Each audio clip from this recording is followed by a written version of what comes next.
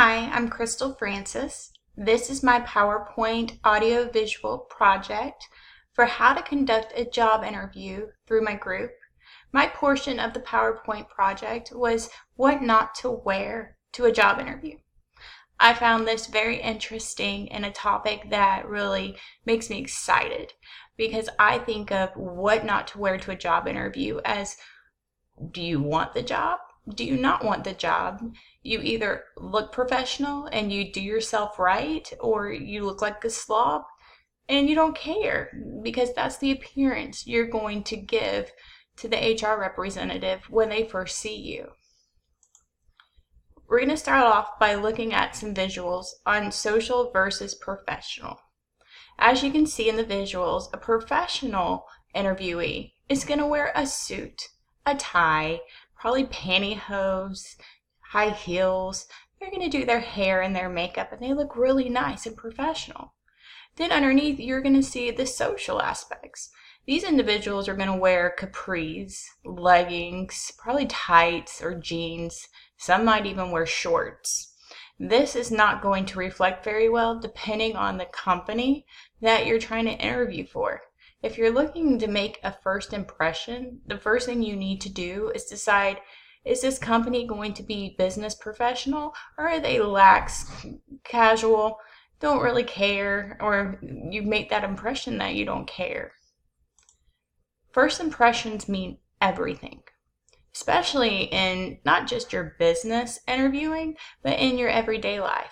When you meet people at the mall or out and about, you're going to have that sense of, what is my first impression of you based on your looks? Everyone has that, part of them. So what you need to look at for the job interview aspect, as an HR representative, you're going to look to see how this person present themselves. Are they wearing makeup? Did they shave that morning? Their face, talking about a guy. What do their shoes look like? A lot of people don't think that HR representatives look at shoes, but they do. They're going to look and see, are they scuffed up? Are they dirty? Are they worn out? Or are they professionalized? Does it look like you just went out and bought a pair just for that interview? That is a good first impression.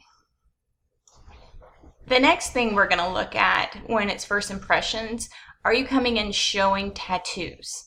Employers don't want to see individuals who interview with tattoos or piercings all over their body. This reflects the company as a whole. So if a customer comes in and they see employees that have piercings or tattoos, they're not going to have the best first impression themselves of that company. So an HR representative is more apt not to hire somebody who has those face piercings or visible tattoos that can't be covered. You also don't want to show too much cleavage, your midriff, your stomach area, anything that's going to be very unprofessional. We're not in that type of business.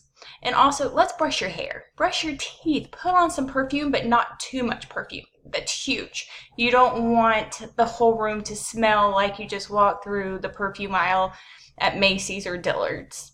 So these are some fun facts to understand when it comes to a job interview. Keep it simple. Do your hair, do your makeup, brush your teeth, wear pantyhose, shave your face if you're a man, look the part that you want to strive to have in that company. Not just the job you're interviewing for, but what is the job you want 5 years from now? You want that professional appearance to come out in that.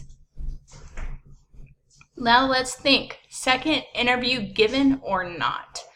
We have individuals on the left that you can see, yes, they got that second interview, or they may have been hired on the spot based on what they wore and how they looked during that interview.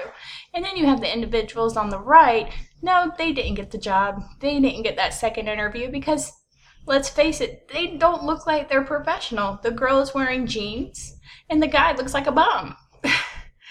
So the first impression on what to wear and what not to wear to a job interview. I think this is really critical in today's day and age where individuals have piercings, they have tattoos, they want that free will and free power within themselves. But corporations, they don't. So it's important to understand when you're at at your job and you're interviewing for a job, you have to have that professional personality. So when you come home, you can be yourself. So in a way, it is being 1 to 2 different people, but it is to better yourself in the long run. I hope this really helped with what to wear and what not to wear to a job interview and why it is so important.